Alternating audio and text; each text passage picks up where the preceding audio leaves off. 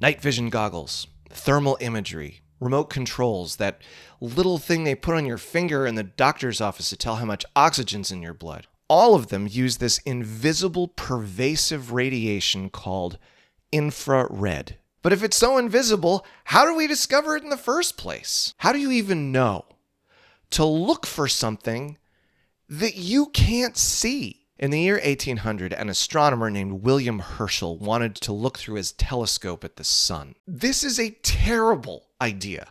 Looking at the sun is dangerous. Looking at the sun through a telescope is even more dangerous. But Herschel knew this, and he thought that if he looked through smoked or colored glass, that it might be safer. So he was messing around with these colored glass filters and his telescope pointed at the sun when he noticed something really weird. With some filters, like, say, the one that just lets yellow light through, the sun was still too bright to look at. But when he used others, like red, the sun was not too bright to look at, but it was still too hot to look through the telescope.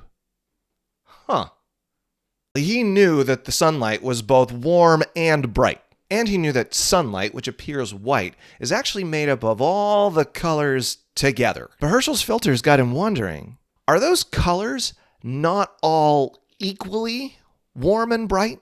Are some of them brighter or hotter than others? If he could figure this out, he could definitely make a filter that would allow him to turn his telescope to the sun. So Herschel came up with a plan. First, he needed colors. So he found a room with a south-facing window and he put a prism in a sunbeam that cast a rainbow on a nearby table. Next, he needed to measure how much those colors heated things up. So he got himself 3 thermometers, 1 to put in the rainbow and 2 to put nearby to measure the ambient temperature in the room.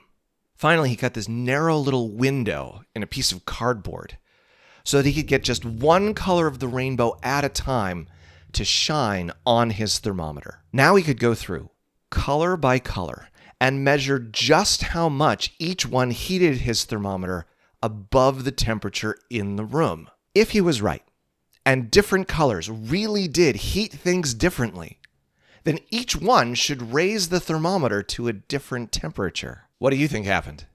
Go ahead, make a prediction. All right, before we get to temperature, let me tell you this. When Herschel compared the brightness of different colors, he found an interesting pattern. Brightness peaked right in the middle of the rainbow near the yellow-green boundary. But that's not what happened with the temperature. The heating ability of the different colors didn't match their brightness. Starting from violet, each color heated the thermometer a little bit more than the one before it, until you got to red, which heated the most of all. Now, this would have been enough for Herschel to get cracking on his solar filters, but something about the data bothered him. Yeah, brightness peaked in the middle, but the heating ability of the colors didn't really peak at all. I mean, it should go down right after red, right? It must. But just to make sure, Herschel ran the experiment again.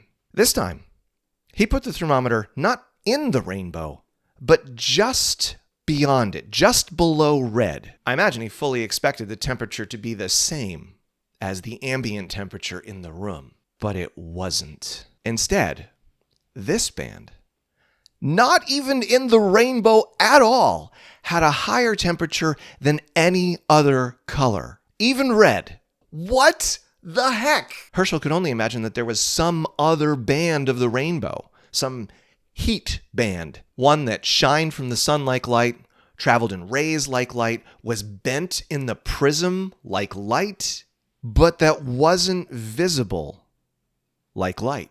Could it be that it was actually just a kind of light, but a light that we couldn't see?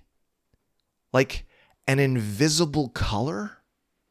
There was a part of the rainbow that had always been there, just below red. You could even call it infrared, but we had never known to look for it. But how could this be? If it's invisible, could it really be a color? I mean, that kind of breaks the definition. The idea was so counterintuitive that it took scientists a generation to really accept that what Herschel had observed was the same kind of thing as a color. Now we know that the rainbow extends way further. There's a whole host of invisible colors, from ultraviolet to radio, and from X-rays to microwaves. So here's a suggestion. When this video's over, close the laptop, put down the phone, and go take a walk. Look around at the colors of the world you live in, and think about this. What you see is only a tiny slice of the full rainbow. The invisible colors beyond literally defy common sense. You cannot sense them with your eyes. But that doesn't mean those colors aren't real. Every object around you, every object on Earth is shining. It's glowing. Even in what to you might look like complete darkness, glowing with colors that you can't see.